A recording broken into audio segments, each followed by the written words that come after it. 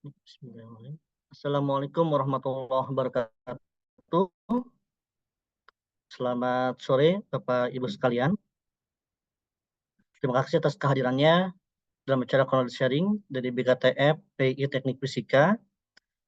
Semoga kita dalam keadaan sehat walafiat.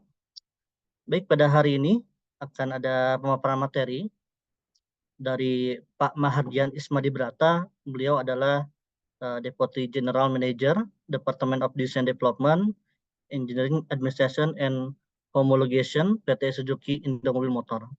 Beliau akan mendapatkan materi akan sharing dengan judul transisi energi menuju industri otomotif karbon netral. Pak Mahardian Brata sudah ada di Zoom, Pak ya? Sudah, Pak. Salam Ya, kenal Pak Mahardian. Ya, ya Pak. Dengan Pak Mahardian, Pak ya? Baik. ya, Ya, kenalkan saya Robi Sobirin, ya, Pak Melantik. Ya baik, untuk materi dipresentasikan pada Mahardian, kemudian nanti akan dilanjutkan dengan sesi tanya jawab dan diskusi. Untuk peserta bisa bertanya melalui kolom chat seperti biasa, ataupun nanti di akhir bisa open mic. Kepada Pak Mahardian Brata, saya persilahkan Pak. ya, baik. Bismillahirrahmanirrahim. Assalamualaikum warahmatullahi wabarakatuh. Salam sejahtera untuk kita semua dan semangat pagi. Karena sekarang udah sore, tapi tetap semangat. Ya, izin saya langsung mau memaparkan atau ada Langsung boleh Pak. langsung. Oke, baik. Saya izin untuk bisa share ya sebentar Ya, ya. Baik, sebentar, sebentar.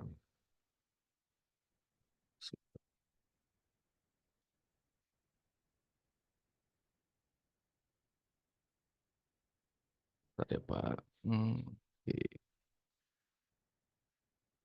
Ya, izin apakah display saya sudah kelihatan belum ya? belum muncul Pak. Oh, belum muncul. Sebentar. Ini ada something belum. Ini kenapa ya? Sebentar ya, Pak. Ya, silakan. Karena ada dua screen saya di sini, jadi screennya agak bingung. Wow. Ini yang full screen bukan ya? Atau belum ya? Belum muncul Pak. Oh, sebentar. Saya coba copot dulu apa yang extra apa display sebentar.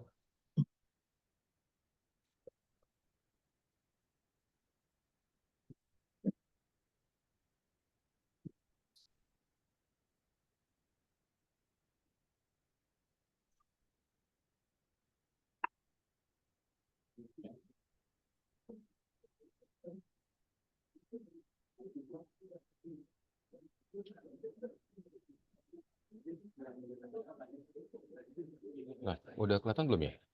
Ya, sudah Pak, tapi belum full screen. Nah, udah. Oh, sudah ya. Oke, baik. Slide Ya, show.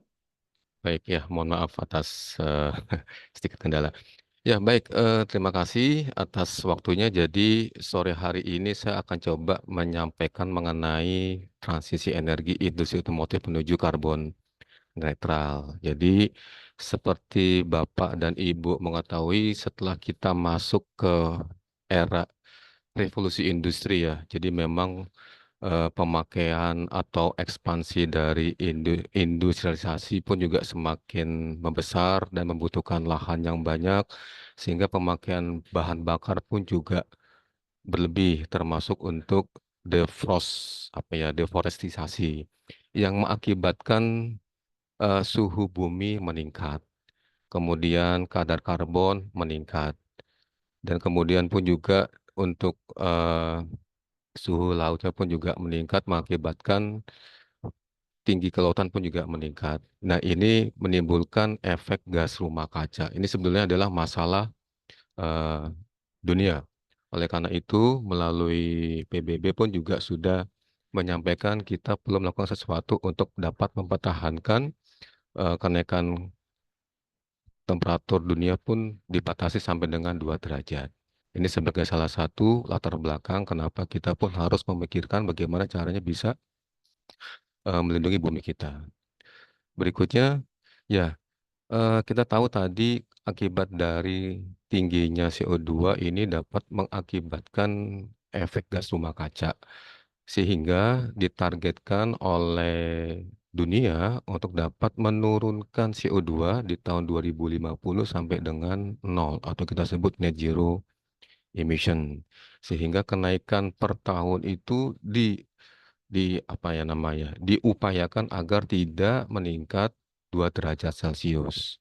Dan kita di Indonesia pun juga telah meratifikasi ya, meratifikasi COP21 melalui Undang-Undang Nomor 16 2016 bahwasanya untuk target kita di tahun 2030 turun menjadi 29% tanpa bantuan internasional. Kemudian pun juga akan turun menjadi 41% apabila ada bantuan internasional.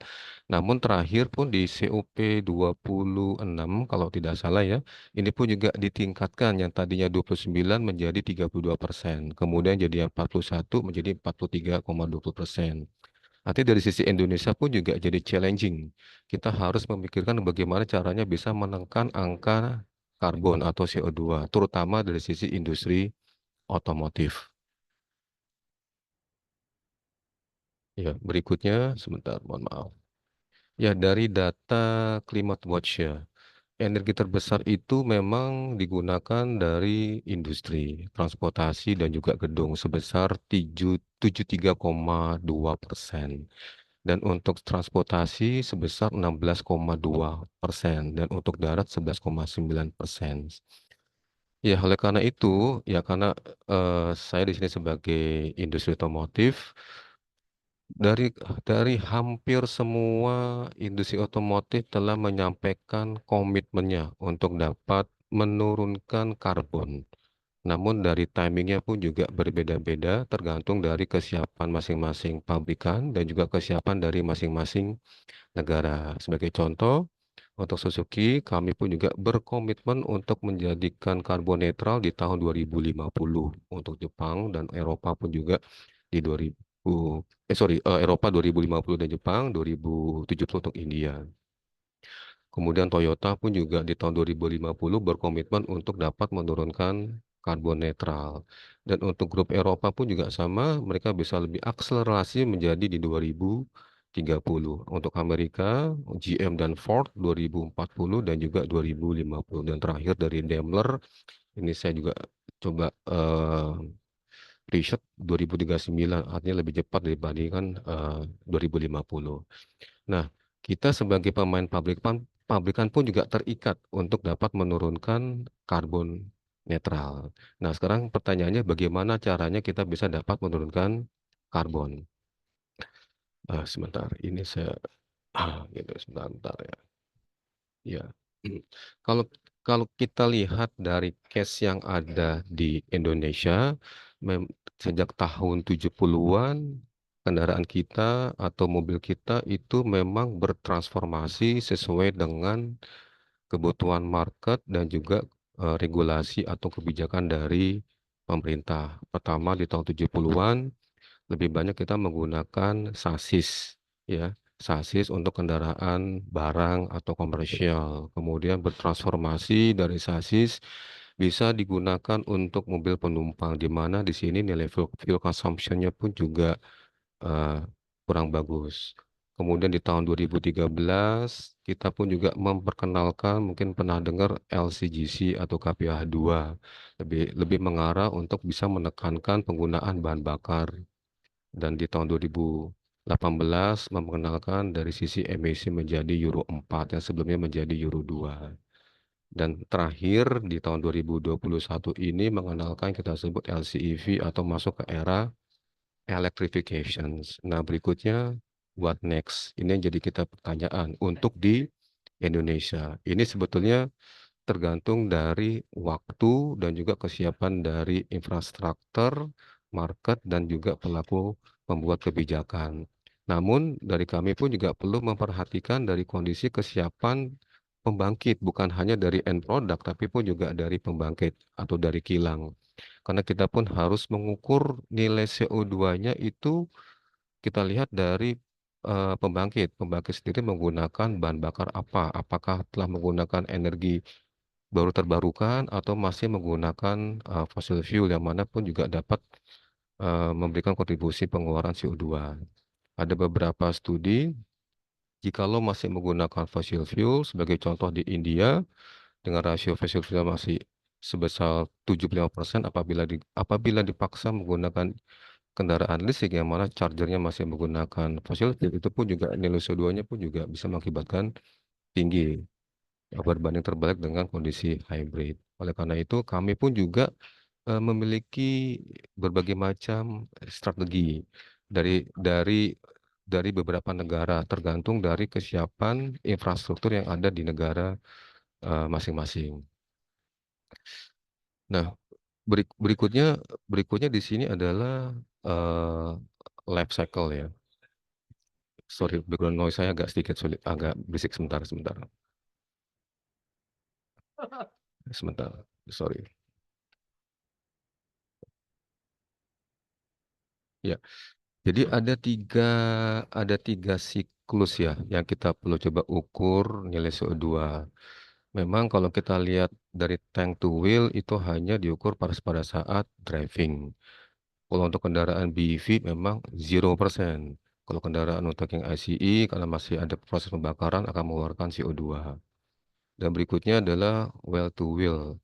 Ini bukan hanya dari kendaraan saja, namun pun kita perlu memperhatikan dari sisi pembangkit atau power plant.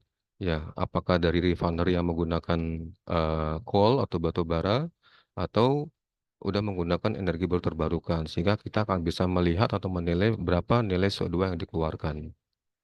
Dan terakhir ini yang lebih komprehensif, bukan hanya dari sisi end produk kendaraan dan juga dari pembangkit refinery atau power plant, tapi dari proses produksi kendaraan, suku cadang, dan juga recycling. Kita harus ukur itu semua. Jadi kita akan mendapatkan nilai CO2 secara total dan komprehensif. Karena apa? Karena memang sekarang pun kita dituntut untuk menjadikan green manufacturing. Beberapa proses produksi kita masih menggunakan energi listrik dan kita akan mengupayakan agar menggunakan energi baru terbarukan. Oleh karena itu, kita harus melihat atau menilai berapa nilai CO2 yang dikeluarkan apabila kita akan mengintroduce teknologi elektrifikasi di negara tertentu. Ya, sebagai contoh di sini beberapa negara untuk power plant ya atau pembangkit. Australia, Indonesia, dan Cina, basically dia masih menggunakan bahan bakar dari basis fossil fuel atau batu bara. Sedangkan untuk Eropa telah menggunakan nuklir dan energi baru terbarukan. Dan Thailand ini mixing. Kalau kita lihat dari negara Eropa, memang mereka prefer lebih menggunakan BEV. Karena apa? Karena memang energi mereka telah menggunakan energi baru terbarukan. Yang kita perlu perhatikan bagaimana dengan Indonesia, Cina, dan juga Australia yang masih menggunakan batu bara. Nah, ini yang kita perlu coba studi ya. Kita perlu coba melihat kapan kita akan mulai untuk mengintroduce kendaraan elektrifikasi di Indonesia. Karena apa? Karena kita pun harus mengukur tidak hanya dari end product, tapi pun juga perlu mengukur dari life cycle assessment tadi, secara keseluruhan dari end product, pembangkit, dan juga produksi. Nah, dari teknologi saat ini yang ada untuk elektrifikasi, sudah ada beberapa. Salah satunya micro hybrid, mild hybrid, full plug, dan EV. Semakin tinggi teknologi untuk mengurangi CO2, semakin tinggi biaya yang diperlukan. Kenapa? Karena saat ini kebutuhan baterai atau sorry, biaya baterai pun juga masih mahal. Kalau kita bandingkan antara kendaraan ICE dibandingkan dengan kendaraan EV, kontribusi rasio terbesar yang mahal untuk EV adalah baterai pack. Dan masing-masing dari teknologi elektrifikasi dari mild, hybrid, plug, dan EV, yang paling kecil adalah mild yang membutuhkan 5 sel, kemudian hybrid 40 sel, plug-in 100, dan EV 300. Memang kalau kita langsung jump to EV, harganya akan terpaut jauh. dibandingkan dengan hybrid dan juga ICE. Oleh karena itu, ada beberapa negara yang memberikan insentif ya, kebijakan insentif atau subsidi untuk menekan harga agar bisa dapat populer di negara tertentu. Berikutnya, nah karena kita sebagai pabrikan telah berkomitmen di awal untuk dapat menekan CO2. Like or dislike, kita pun mengarah ke elektrifikasi. Hanya timing saja yang melihat dari kondisi kesiapan market, infrastruktur, dan juga regulasi. Sebagai contoh, di tahun 2024 ini untuk, ICE masih besar ya, 64,6%, kemudian BEV 15%. Namun untuk yang ICE pun secara gradual turun. Ya, sampai dengan 38 sedangkan BEV-nya 35,7 dan 2035 nanti untuk BEV-nya pun juga akan menaik 50,8% dibandingkan dengan ICE. Artinya apa? Artinya memang dari sisi APM, OEM, atau manufacturing, atau brand otomotif ini sekarang mereka sedang mempersiapkan ke arah net zero emissions. Even kami yang di Suzuki pun juga sedang mempersiapkan untuk elektrifikasi. Tinggal yang kita pikirkan atau kita coba cari strateginya adalah teknologi apa yang tepat kita akan introduce di let's say Indonesia, Thailand, atau di negara-negara tertentu. Karena kita harus melihat dari sisi, secara holistik ya, tadi yang, life cycle assessments. Nah, berikutnya bagaimana dengan Indonesia? Ini yang kita perlu coba, kaji. Di Indonesia sendiri kita telah ada yang kita sebut kebijakan LCEV atau kita sebut low carbon emission vehicle atau kendaraan dengan kadar karbon yang rendah. Jadi sampai dengan saat ini pemerintah telah membuat membuat peraturan paket dari undang-undang, PP, peraturan presiden, dan juga dari masing-masing kementerian telah menyiapkan berbagai macam infrastruktur regulasi untuk mempercepat implementasi teknologi elektrifikasi. Bukan hanya elektrifikasi namun pun juga biofuel. Jadi sudah komprehensif, artinya sudah lengkap ya. Dari sisi perpajakan, dari sisi insentif, dari sisi subsidi, dari sisi percepatan infrastruktur untuk SPKLU, dan juga dari sisi, fiskal dan non fiskal berupa, pembebasan ganjil genap. Jadi secara peraturan ini sudah komprehensif paket untuk percepatan elektrifikasi dan ini pun juga telah berlaku sejak tahun 2021 yang lalu.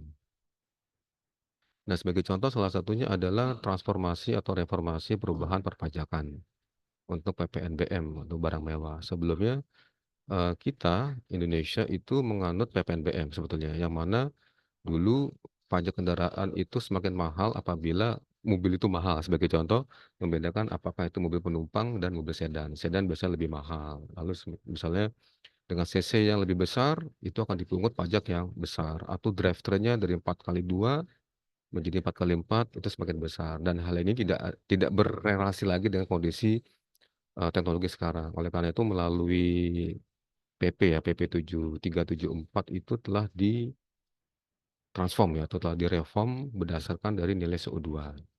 Artinya apa? Artinya bagi mobil kendaraan yang mengeluarkan nilai emisinya tinggi akan dipungut pajak PPNBM besar.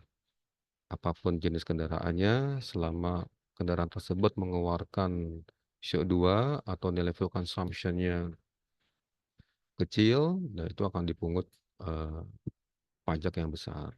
Namun ada kebijakan untuk LCEV. Artinya apa? Artinya, ini dirancang agar ada perpindahan industrialisasi yang tadinya menggunakan purely ICE ke arah elektrifikasi. Ditawarkan ada beberapa program, mulai dari LCGC atau KBH2, kemudian full hybrid, malah hybrid, plug-in, BEV, fuel cell, dan juga flexi engine ini untuk biofuel.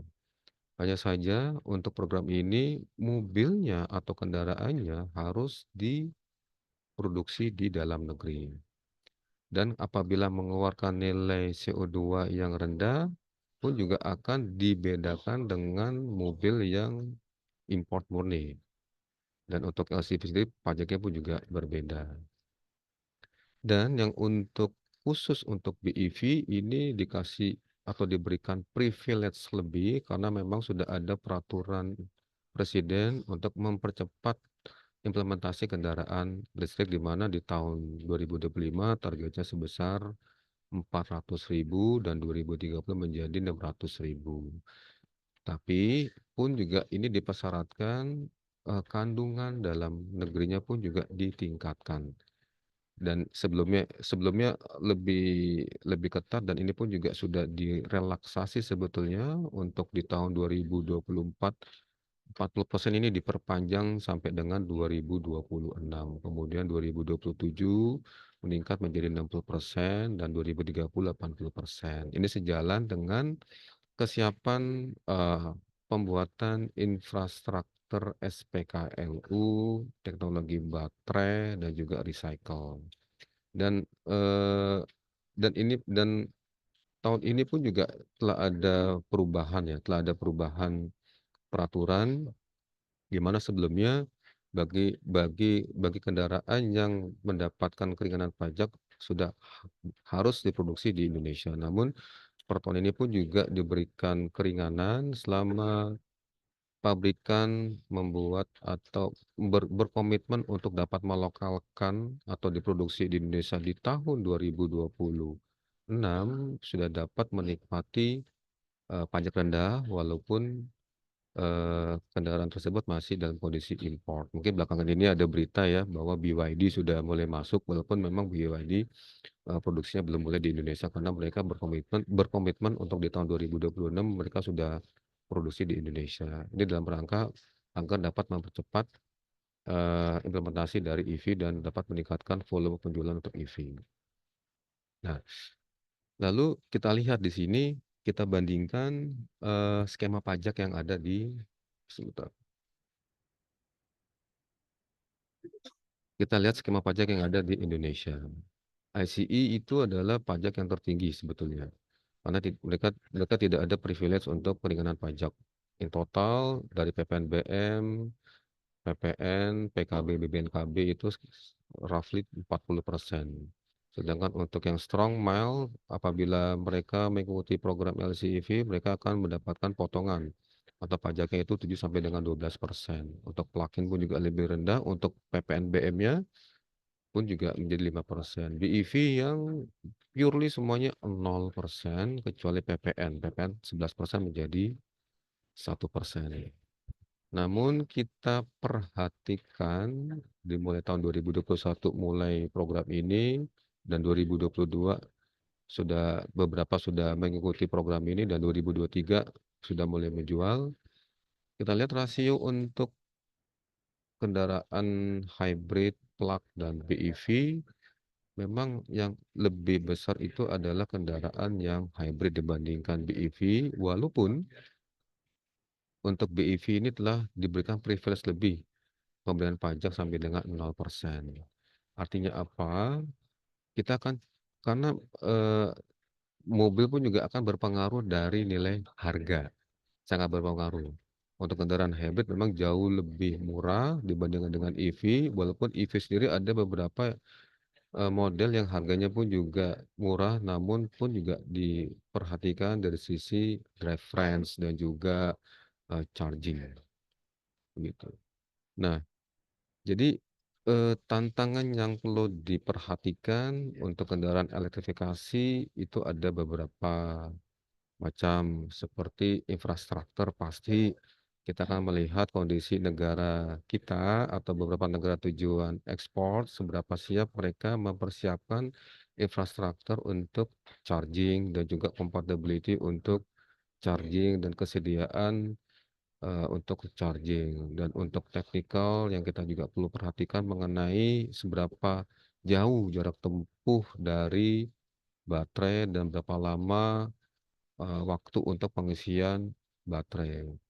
Dan tentunya pasti melihat market setahun volume yang akan dijual berapa banyak, dan juga untuk maintenance, biayanya pun juga berapa besar, dan terakhir pasti kebutuhan kita perlu kebijakan dari pemerintah untuk dapat memberikan, apa ya, insentif lebih sehingga bisa dapat berkompetisi dengan kendaraan ICE, sehingga akan ada shifting yang tadinya menggunakan kendaraan ICE menjadi ke elektrifikasi. Jadi memang ini yang kita perlu, perhatikan ya dari sisi, mendukung untuk, memperkenalkan kendaraan elektrifikasi.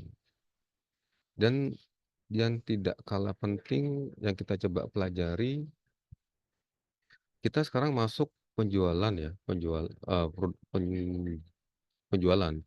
ya. Penjualan itu terakhir kurang dari 1 juta, kurang dari 1 juta. Dan pertanyaannya, ya kenapa kita nggak bisa lebih dari 1 juta? Karena negara tetangga kita Thailand itu produksi sudah 2 juta. Dan kita masuk ke dalam 1 juta. Nah, kalau kita dive lebih dalam, memang peningkatan GDP kita konstan ya, di angka 4,85% dan something. Dan ini pun juga dilihat dari pendapatan rumah tangga, ya sekitar 173 juta per tahun. Kalau kita bandingkan dengan harga kendaraan saat ini, biayanya atau harganya pun juga semakin mahal, tidak diimbangi dengan pendapatan rumah tangga, sehingga ada gap di sini. Nah, kita lihat di tahun 2013 ini melebihi 1 juta ya, di angka 1.200.000. Kenapa? Karena di tahun 2013 itu pertama kali kita memperkenalkan KBH2 atau LCGC, low cost carbon, low cost green car ya. Mungkin rekan-rekan sudah lihat ada Agya Ayla dengan harga yang murah, namun tahun demi tahun untuk program ini diperbolehkan menaikkan harga sesuai dengan kebutuhan inflasi, yang mana belakangan ini pun juga harganya pun juga hampir menyamai dengan harga mobil normal, begitu. Nah, ini kita juga perlu perhatikan ketika kita akan memperkenalkan produk dengan teknologi elektrifikasi, di positioning harga berapa. Kalau misalnya harganya masih di atas pendapatan income rumah tangga, ini pun juga akan sangat sulit, walaupun telah diberikan berbagai macam insentif. Seperti tadi yang untuk kendaraan EV udah sampai 0% semuanya kecuali untuk yang, PPN. Jadi memang kita perlu melihat secara holistik, dari pembangkit, sampai dengan dari sisi apa, produksi, dan sampai juga dari sisi, GDP kita, gitu. Kita positioning masuk di harga berapa. Ya, berikutnya ini, resum dari kami di sini. Jadi untuk melakukan transisi energi, kita pun perlu kesiapan secara berkesinambungan. Karena kita harus melihat dari well to wheel, dari sumur atau kilang sampai dengan ke end product yaitu kendaraan. Karena kalau tidak diimbangi dengan kesiapan pembangkit atau refinery atau power plant menggunakan energi baru terbarukan, ini pun akan tetap menghasilkan nilai CO2 yang tinggi. Dan pun kita bisa saja tidak hanya fokus ke elektrifikasi, tapi pun juga kita bisa melihat kesiapan atau sumber daya yang ada di beberapa negara. Sebagai contoh, bisa menggunakan biofuel, entah itu biodiesel dan juga bioethanol.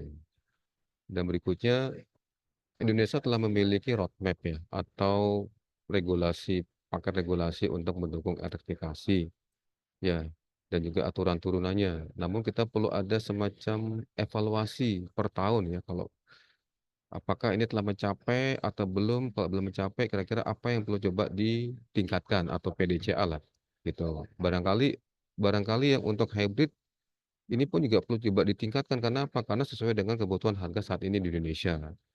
Berikutnya kalau sudah mature, kita akan shifting ke EV, sembari sambil menunggu untuk kesiapan infrastruktur, power plant.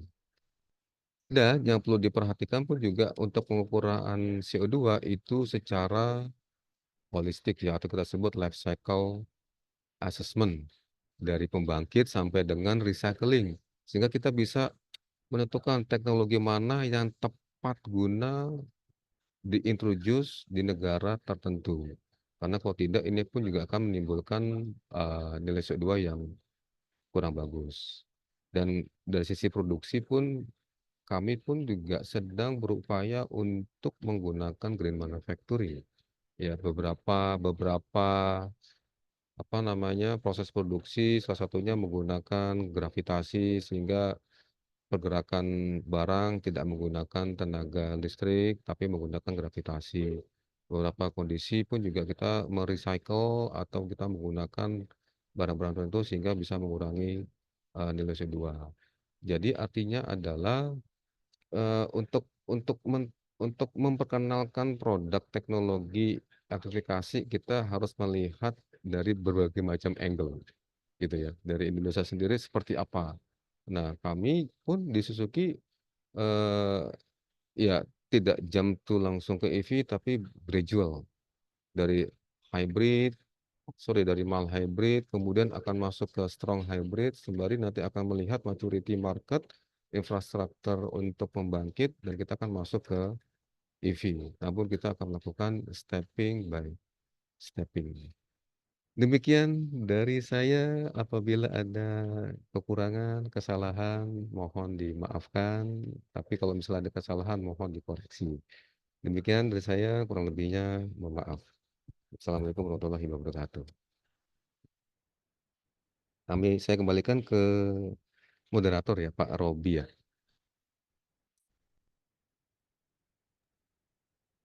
Ya. Baik, terima kasih Pak Mahardian atas paparan materinya. Baik, selanjutnya kita masuk ke sesi kedua yaitu diskusi dan tanya jawab. Dipersilakan bagi Bapak Ibu yang ingin bertanya bisa menuliskan di kolom chat ataupun bisa langsung bertanya.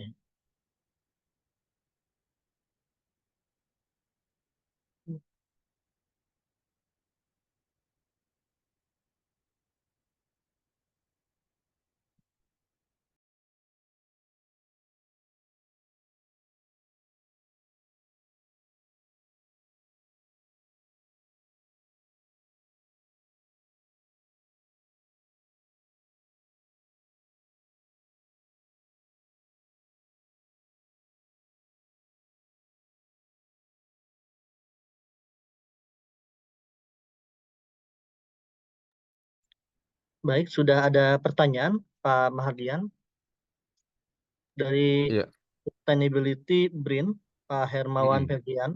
mm, Ya kan, apa itu mild hybrid? mal hybrid. Ya.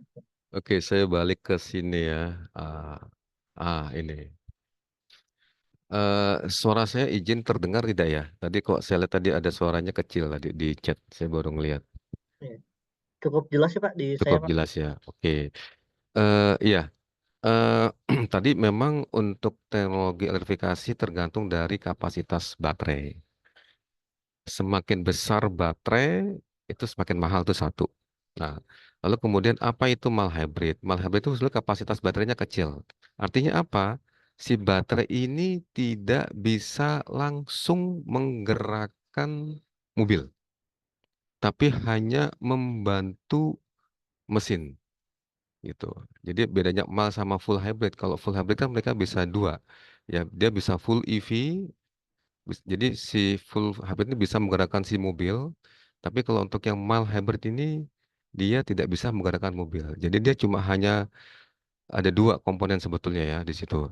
Yang pertama itu nanti baterai lithium ion, yaitu biasanya tuh kecil dia, 10 ampere, 12 volt. Kemudian mereka pun juga ada regenerative braking, itu kita sebutnya itu ASG nanti di situ. Pas perasaan braking dia akan mengisi. Namun ini akan berfungsi ketika mobil mulai apa ya akselerasi. Nah, pas pada saat akselerasi ini si baterai ini membantu engine untuk bisa menggerakkan roda tapi tidak langsung menggerakkan mobil. Jadi sifatnya kecil begitu. Dan apabila mobil ini pun juga berhenti, ini pun juga untuk listriknya digantikan dengan tenaganya lithium ion baterai.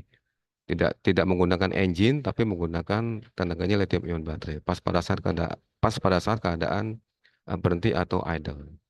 Jadi garis besarnya seperti itu, mild hybrid tidak bisa menggerakkan langsung si mobil. Begitu kurang lebihnya seperti itu. Apakah bisa dipahami? Baik, Pak. Mungkin selanjutnya dipersilakan yang ingin bertanya. Bila ingin open mic juga dipersilakan ya.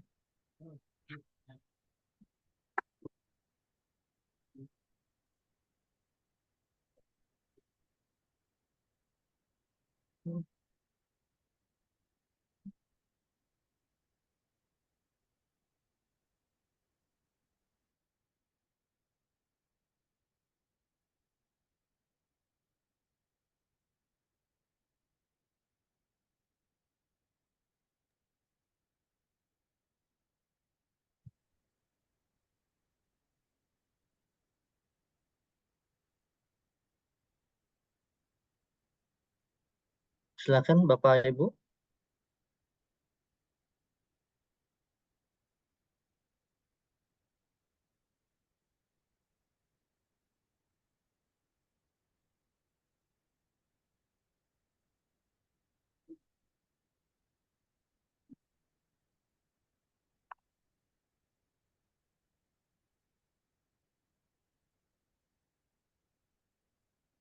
Ya, dari Pak Arko ya.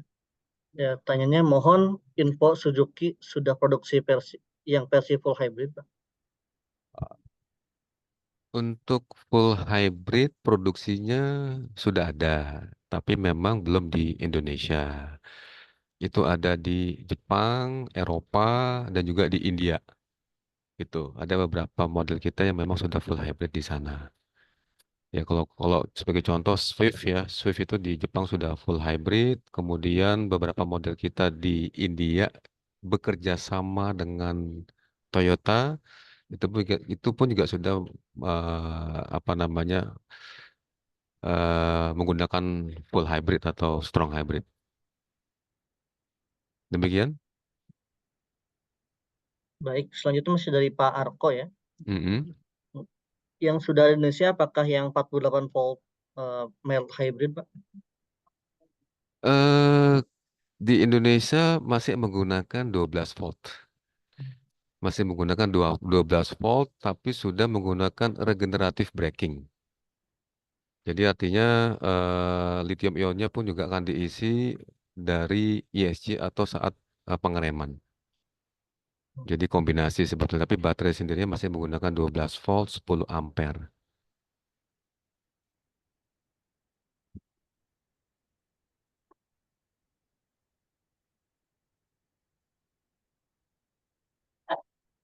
Demikian, ada lagi mungkin yang perlu ditanyakan? Ya, masih belum ada lagi, Pak. Yang bertanya. Kita tunggu dulu, Pak. Jangan nanya harga ya, nanti kalau nanya harga ke dealer aja. Oh, ada yang raise hand, Pak Bartin Hmm. Sayogo. Dipersilakan, Pak. Bila ingin bertanya langsung.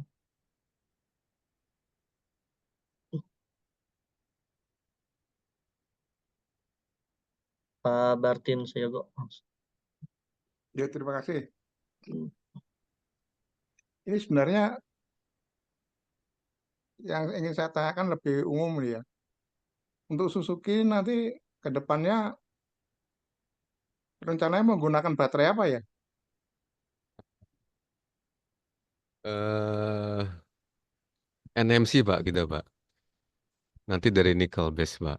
Kita kebetulan tapi baterainya kita masih ambil dari Jepang, dari Toshiba. Itu untuk yang mild hybrid ya, begitu. Itu alasannya apa? Enggak pakai yang biasanya litium itu. eh Ya, kita pakai lithium, tapi yang NMC base, Pak. NMC base. Dan Justru ini itu kan kita biasanya sekarang yang banyak digunakan kan yang Vero itu. lithium. Oh, LVP maksudnya. Iya, LVP.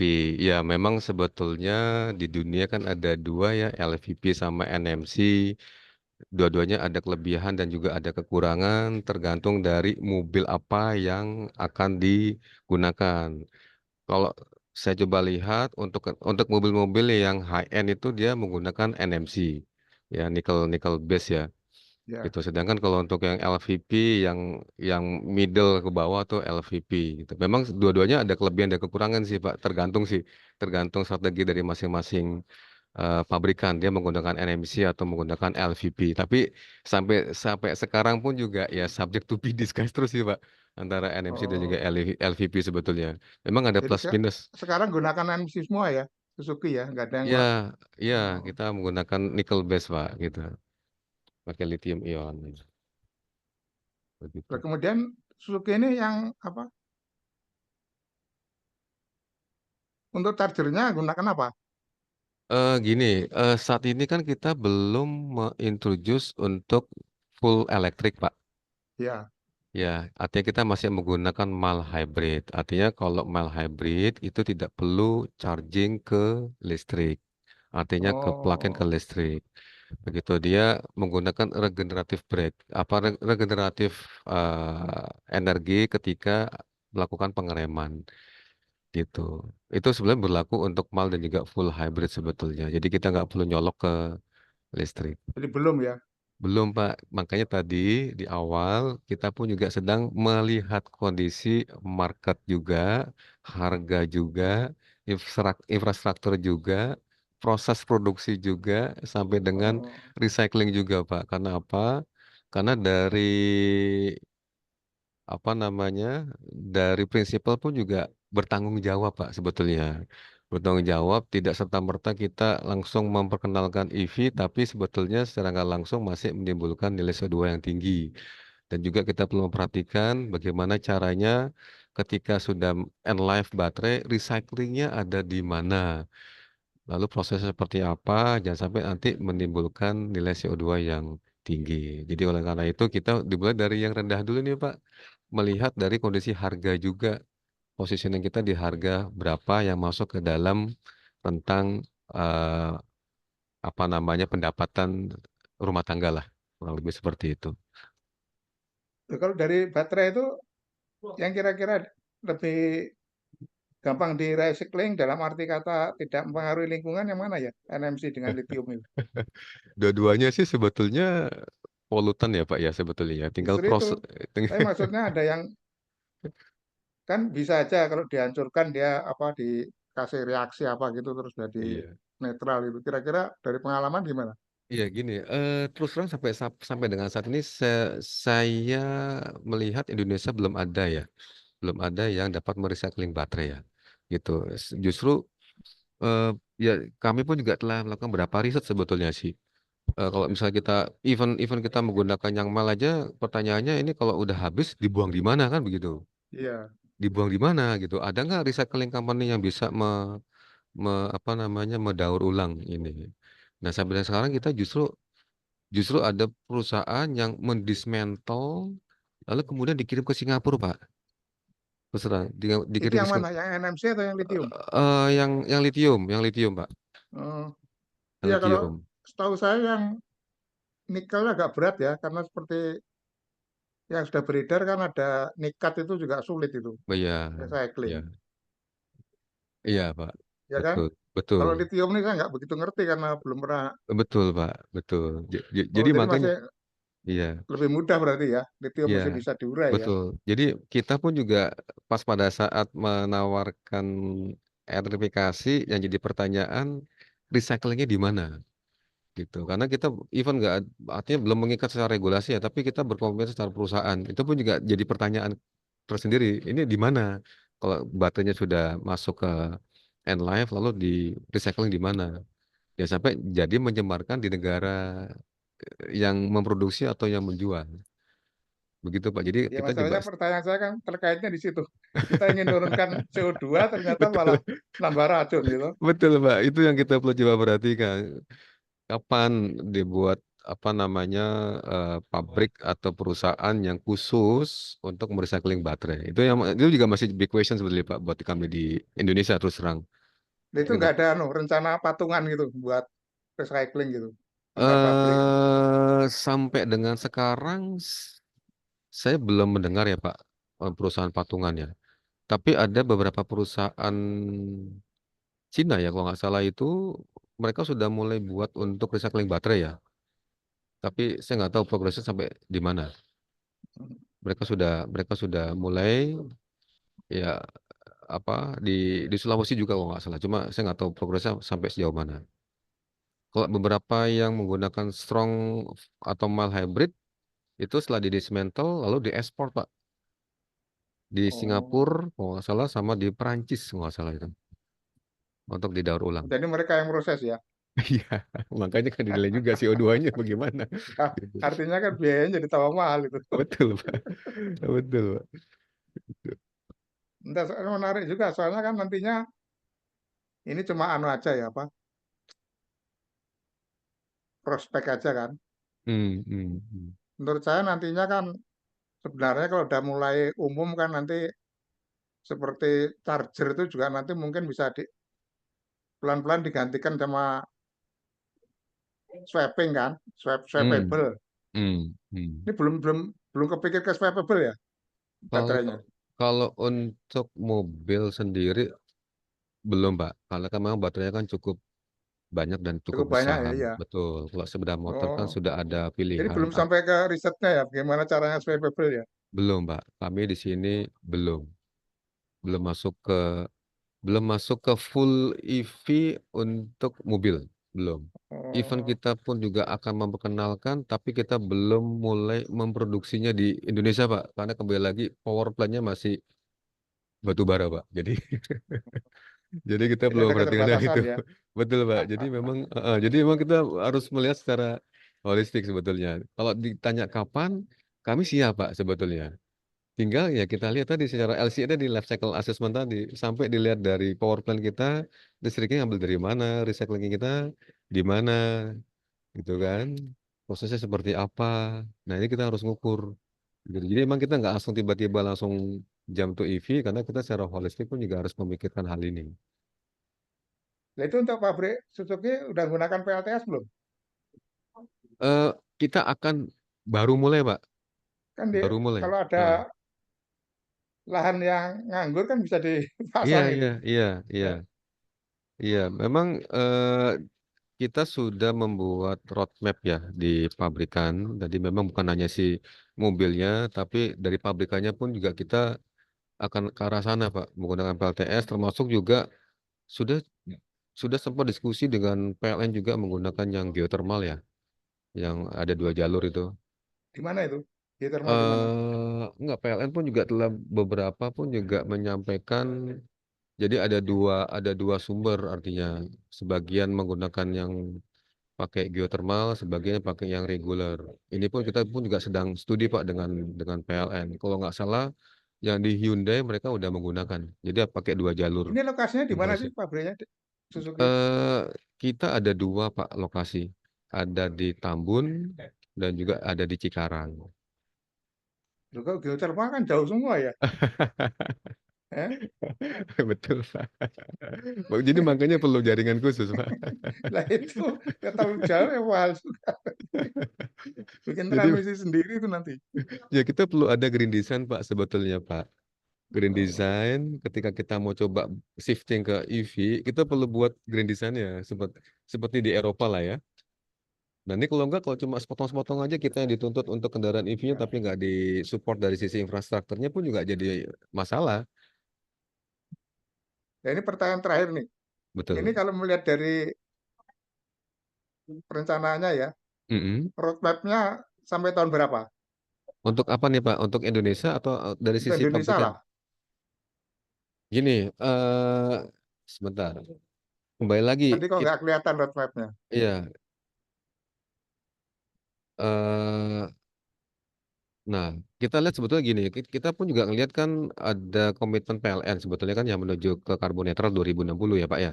Ya, Gitu kan. Dia akan mulai coba meretirement beberapa pembangkitnya yang menggunakan batu bara akan di shifting menggunakan EBT atau sampai di 2040 pun juga akan menggunakan nuklir gitu Kak. Yang dari pabrikan kayak misalnya dari beberapa pabrikan mobil pun juga kita akan melihat dari sininya Pak gitu. Tapi kita stepping by stepping. Di awal kita nggak langsung ke EV, tapi kita dari mild hybrid dulu, belum colok ke listrik, lalu kemudian dari strong hybrid, belum colok ke listrik, habis itu masuk ke plug hybrid. Ketika PLN udah shifting tuh beberapa power plant-nya menggunakan energi energi baru terbarukan, dan pabrikan kami pun juga udah mulai menggunakan listrik yang menggunakan energi baru terbarukan. Baru setelah sudah lengkap semuanya, kita langsung lompat ke full EV, Pak. Begitu. Oh, ini berarti roadmap-nya sampai tahun 2060 ya? Gitu. Ini roadmap-nya PLN, Pak. Lah kan kalau tadi jalan mestinya ngikutin itu dong. Iya, iya. Ya. Makanya kita juga melihat juga, Pak. Karena kalau kita langsung ke EV, lah nanti nyoloknya juga masih menggunakan batu bara kan cuma memindahkan aja, Enggak, saya begitu. soalnya yang tertarik itu masalahnya gini, kita kan Indonesia Emas kan tahun 45 itu, Ah, 60 kan udah lewat itu. ini ini saya Udah dapat ada selisih 15 tahun loh, Mas. ini kita lihat dari PLN, Pak, sebetulnya. Kita lihat Oh, dari PLN 2060, lalu pun juga dari NDC ya, National National Determined Contribution juga 2060. Ya kita memang kita akan mengikuti, Pak. Kalau once akan siap, kita langsung jump to ke EV. Tapi kita grading. Mungkin nanti dari full hybrid langsung pindah ke plug-in hybrid. Jadi bisa langsung nyolok ke listrik. bisa cepat itu ya. Iya, begitu. Mungkin rasio penjualannya pun juga nggak full semuanya plug-in atau hybrid, sebagian EV. Tinggal rasio jumlah kendaraannya berapa gitu. Once sudah Tapi masuk ini ke, kan udah pakai anu kan, pabriknya udah pakai robot kan. udah Pak, robot Ya Pak. berarti kan nggak terlalu sulit lah. Iya Tinggal Pak, nyetel-nyetel betul. lagi kan bisa Iya, gampang berubah. gampang Pak. Cuma nanti kan kembali lagi nyoloknya, nanti kalau masih menggunakan colokan yang power plant-nya masih menggunakan batu bara kan cuma mindahin CO2-nya aja. Lalu kemudian Oh, pabrik kita kalau nyoloknya listrik masih menggunakan yang eh, batu bara pun juga hanya memindahkan aja. Gitu, apalagi untuk pabrik baterainya kan, karena kan tadi kalau kita lihat sebelumnya dituntut juga kalau agar mendapatkan insentif lebih, di sini harus ada TKDN, salah satunya adalah iya. baterai, begitu kan. Nah, baterai pabriknya bagaimana? Nah, begitu. Nah, ini makanya tadi kembali lagi di awal saya sampaikan kita harus melihat dari sisi life cycle assessment, dari ujung, dari hulu ke hilir, begitu. Jadi memang strategi kita agak sedikit apa ya? Strateginya memang bermacam-macam, Pak. Pas pada saat kita mau introduce EV. Mungkin kalau kita lihat nih apa namanya, frankly speaking kan sekarang nih ada 3 nih sebetulnya kan negara nih yang masuk di Indonesia kan. Jepang kita udah suspend di sini, lalu Korea masuk, lalu Cina masuk. Ini Jepang kok, nah ini kan ibaratnya kok belum kan gitu. Itu kenapa gitu? Ya salah satunya adalah ya kita lihat secara komprehensif, Pak, gitu. Once sudah siap, kita akan masuk, Pak, gitu. Tinggal waktunya kapan. Nah, kalau life cycle caranya ngitung gimana ya? Terus terang saya nggak expert di situ, Pak, untuk yang recycle, Pak. Iya, Ya masalahnya kan nanti harus ada diskon rate segala macam kan. iya, betul, Pak. Itu angkanya justru saya pengen tanya, ngambil angka berapa diskon rate-nya. Betul, Pak. Kalau itu angkanya beda kan bisa lain, itu bisa meleset loh. Iya. Ya udah, terima kasih. Baik, terima Wah, kasih banyak, lumayan, Pak. saya Kurang lumayan lebihnya banyak mohon kan maaf. dapat Ya, informasi saya. Terima kasih. terima kasih. Ya, ya baik, terima kasih Pak Batin dan Pak Mahdian. Selanjutnya pertanyaan dari kolom chat dari Pak Arko. Seberapa efisien yang 12 volt dibanding tanpa micro hybrid ya?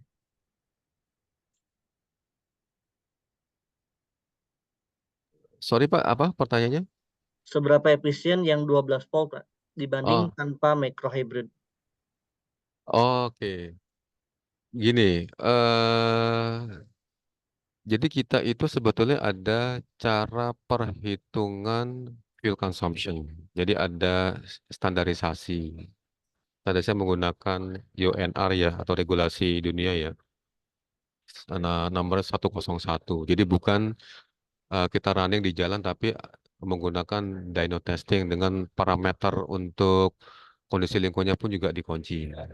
Nah, untuk kendaraan mild itu tingkat efisiensinya meningkat dari 5 sampai dengan 7%. Kenapa? Karena memang mild ini akan bekerja ketika engine itu dari idle masuk ke starting, jadi si baterai ini akan membantu mesin. Dan kemudian ketika mesin itu idling, itu mesin akan mati dan semua tenaga elektriknya akan pindah ke baterai. Jadi memang kalau kita menggunakan standarisasi UNR ya, artinya dengan kondisi testing di bench test itu di angka 5 sampai dengan 7%. Begitu Pak kurang lebihnya Pak Arko. Ya, baik. Selanjutnya dari Leader Energy Group, Pak Harga Yuda Timotius. Secara statistik, berapa lama umur pakai atau lifetime dari baterai hybrid untuk mobil Suzuki yang dipasarkan di Indonesia, Pak? Iya, kita di sini 8 tahun Pak, 8 tahun. Jadi kita pun juga memberikan garansi untuk baterai ya. Kemudian kita kan setelah menjual jenis kendaraan mild hybrid itu untuk lithium ion baterainya sampai dengan di 8 tahun.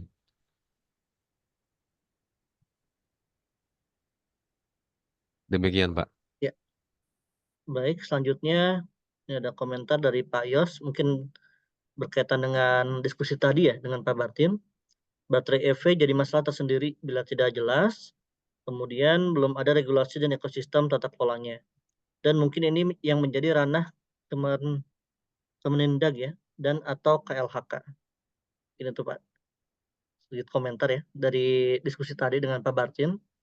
Kemudian pertanyaan dari Pak Saipudin, bukan pertanyaan ya, informasi juga kalau contoh mobil yang sudah ada di Indonesia 12 volt, 48 volt, kemudian plug-in dan full dan EV dari produk Suzuki.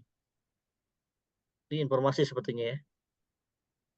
Pertanyaan. Kemudian sudah ya, tidak ada pertanyaan lagi Pak. Mungkin bisa mengomentari yang tadi Pak, beberapa informasi dari Pak Yos dan Pak Saipudin Pak. Iya, sementara tadi apa saja ya? Ya, dari Pak Yos ada baterai EV jadi masalah tersendiri bila tidak Oh, jelas, iya belum ada iya. regulasinya. Iya, jadi gini Pak. Jadi di tahun 2021 sebelum kita putuskan mulai menggunakan mild hybrid, kita pun juga dituntut oleh prinsipal kami yang di Jepang untuk menginvestigasi. Kalau misalnya baterai ini masuk ke end life, ini akan di-recycling di mana? Apakah sudah ada regulasi khusus untuk penggunaan baterai X mild hybrid? Nah, memang sampai dengan saat ini itu belum ada, saya lihat. Dan kita setelah coba berkomunikasi dengan beberapa perusahaan pengolahan limbah pun mereka tidak punya. Sekalipun ada, mereka kan ekspor tadi kalau nggak salah ke Singapura atau juga ke Perancis untuk bisa mengurainya. Nah, ini juga jadi salah satu alasan kami untuk bisa bukan bukan untuk bisa secara secara gradual Pak, nggak langsung ke EV begitu. Dan dan dan ini sebetulnya pun juga tanggung jawab dari Kementerian KLHK ya sebetulnya ya. Tapi secara tadi yang saya coba sampaikan di sini sebentar. Nah, di sini ada paket regulasi sebetulnya Pak. Jadi dari undang-undang, PP, habis itu juga peraturan presiden. Nah, dari semua kementerian pun juga sedang menyiapkan infrastruktur regulasi pendukung EV. Dan salah satunya adalah KLHK. Nah, ini yang secara spesifik ini tidak mengatakan langsung untuk kendaraan baterai baterai lithium untuk kendaraan, begitu. Nah, ini kita coba coba apa namanya ya, coba pelajari bagaimana kebijakan untuk recycle. Lalu kemudian apabila memang sudah ada di perusahaan mana dan prosesnya seperti apa, ini kita coba sedang kaji, Pak, begitu. Ini yang pertama ya. Lalu yang kedua tadi apa ya? Tadi komen. Ya, Pak Saipudin, mungkin pertanyaan sepertinya Pak. Menanyakan contoh mobil yang sudah ada di Indonesia Pak, yang 12 volt, 48 volt, plug-in, full, dan EV dari Suzuki Pak. Contoh-contoh mobilnya apa saja Pak? Kalau di Indonesia, mohon maaf, Suzuki baru memperkenalkan yang mild hybrid sebetulnya.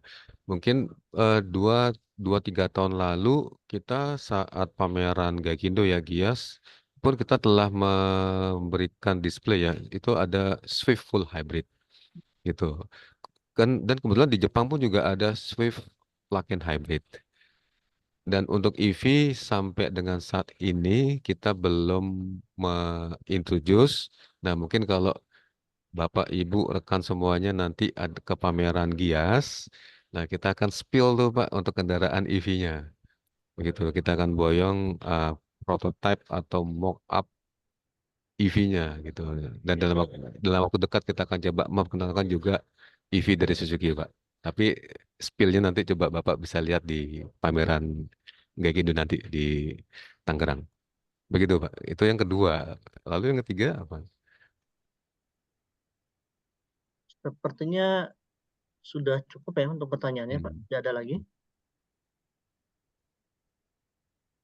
Mungkin dari Bapak Ibu yang lain ada yang ingin bertanya?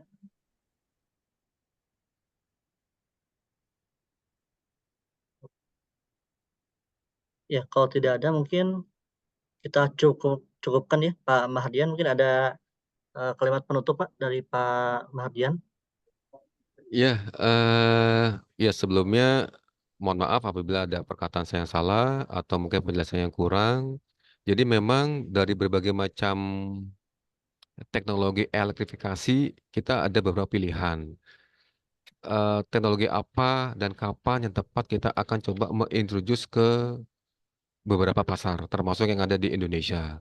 Karena memang Suzuki ini bukan pemain importir ya, tapi kita adalah produsen atau memproduksi di Indonesia, sehingga pun kita perlu memikirkan secara holistik, artinya dari hulu sampai dengan hilir, dari dari pembangkit listrik sampai dengan recycling. Nah, ini apakah semua perangkat infrastruktur untuk pengurangan CO2 ini telah memadai atau tidak? Once nanti semua telah memadai, termasuk infrastruktur untuk SPKLU, dan kita akan bisa shifting langsung ke kendaraan EV. Dan saya yakin pun juga dari berbagai macam pabrikan kendaraan pun juga sama. Karena apa? Karena dari sisi prinsipal tadi setelah disampaikan di awal, entah itu dari perusahaan Jepang, Eropa, Amerika, dan juga Korea, itu pun juga telah berkomitmen untuk menurunkan karbonnya di tahun 2050, 60 sampai dengan 2070. Tinggal kapan mereka akan mulai memproduksi di negara tertentu. Dan ini kita perlu coba pelajari. Tadi bagus untuk yang recycling juga terutama. Jangan sampai setelah mobilnya masa pakai baterainya habis lalu di recycle di mana? Apakah sudah ada ketersediaan di Indonesia atau belum? Itu pun juga kita perlu pikirkan. Karena apa? Karena dari sisi prinsipal kami pun juga mereka terikat untuk bertanggung jawab memelihara lingkungan. Walaupun memang dari beberapa negara tidak di-state secara khusus langsung untuk mengurangi CO2. Itu sebagai salah satu gambaran. Tapi kita pun di Suzuki melakukan investigasi sampai dengan hal itu Pak gitu. Jadi dari hulu sampai dengan hilir, kemudian kita tentukan strategi apa, kita akan mulai masuk ke elektrifikasi. Demikian dari saya, kurang lebihnya mohon maaf. Terima kasih. Baik, terima kasih Pak Mahardian Brata atas pemaparan presentasinya dan juga Bapak Ibu sekalian yang ikut serta dalam berdiskusi dan hadir dalam webinar hari ini. Webinar ini kita cukupkan sampai di sini. Saya ucapkan terima kasih atas kehadiran Bapak Ibu sekalian. Sampai berjumpa lagi di webinar selanjutnya. Saya tutup sore ini. Assalamualaikum warahmatullahi wabarakatuh. Selamat sore Bapak Ibu sekalian. Terima kasih. Waalaikumsalam, terima kasih semuanya. Izin live. Ya, silakan.